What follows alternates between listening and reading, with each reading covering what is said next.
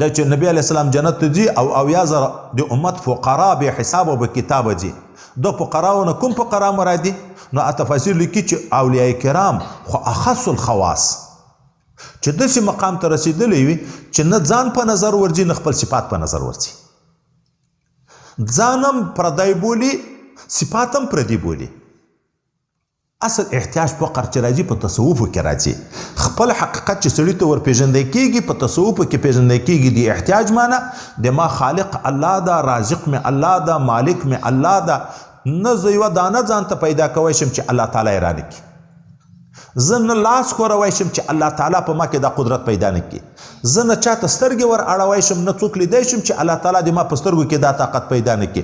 دا ټول شیان به الله تعالی ته حواله کوي. نو خپل ځان به مسکین محض هیڅ نه دارم نیستی شوې. داسې د چې په خپل حقیقت وپېژندو بیا به بقا بالله راځي. بیا به نو هستي درنه جوړېږي. دا بیا په دا سوري مرګ هم بیا نه مري. موږ تاسې احادیثو کې ونه ویلې انبیا وروسته د مرګ نه طوافونه کوي، وروسته د مرګ نه لمنځونه کوي. په حدیثو صحیحه و ثابت دي که نه دي؟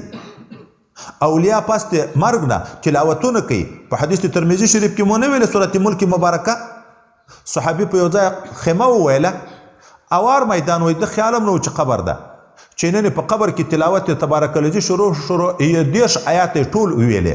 سهار راغی پیغمبر علیه السلام ته چې ما په اوار میدان خیمه وویله خبر نه وم چې دلته قبر ده. هغه د نن صحابي یو مسلمان مړ دفن و قبر و سورت ملک مبارکه ټول تلاوت کړ. نبی کریم صلی الله علیه وسلم ورته وی دا سورت چې څوک ماخستان تلاوت کوي تنجیه من عذاب القبر، د عذاب د قبر نه خلاصي. د اوس وخت خو خلک خبرې مني نو زه ځکه د احادیثو په حواله درته کوم. کنې دا شیخ موسی خان صاحب خو د دیوبند اکابرو نه ده. دغه خپل فتح الله په نامه کتاب په سر کې لیکلی دي چې زه د پلار نه کنکای پاتې وم. دا دیره کې عبدالخیل ورته وی د پنیاله کې ځای دی دی کلی وای د مور سره د خپل قبلګاه صاحب قبر ته ورغلم. چې قبر ته کېناستو تلاوت په قبر کې شروع شو. زه وډار شوم چیغې مې کړې. وای مور مې راته ویلې مه ډارېږه دا د پلار ده.